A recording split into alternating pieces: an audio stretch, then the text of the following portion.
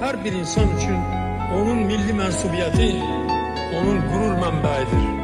Mən həmişə fəxr etmişəm, bu gün də fəxr edirəm ki, mən Azərbaycanlıyam.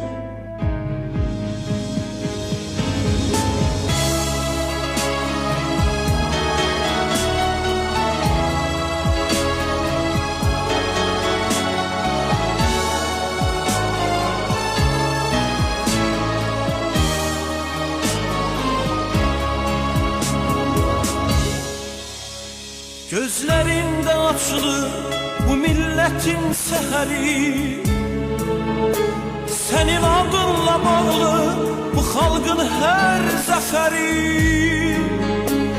Qədemin değen yerde sehralarda gül açır, Gülistana çevrilir yurdun kendi şehri.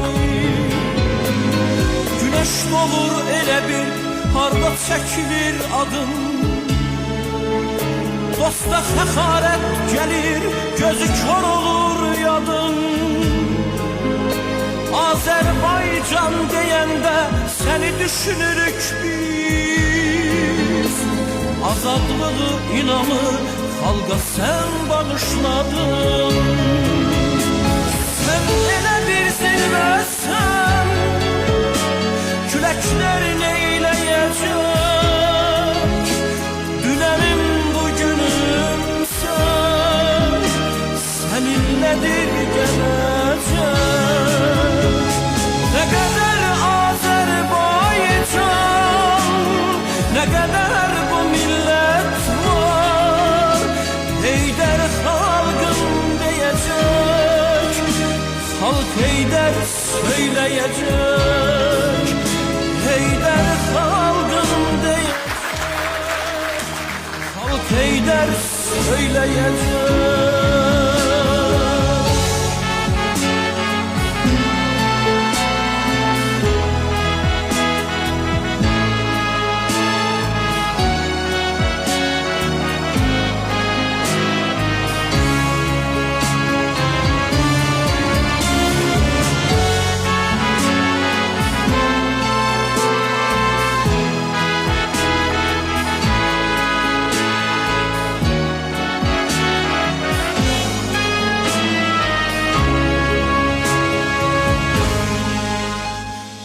Bu çetin zamanda gücümüz, kuvvetimiz, sen bizim bu dünyada en büyük servetimiz.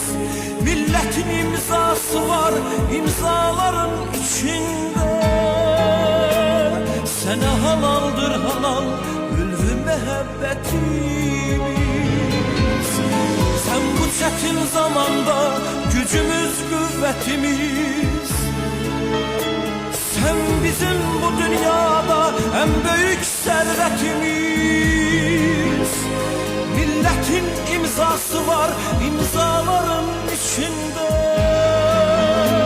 sana halaldır halal ülfü mehabbetimiz.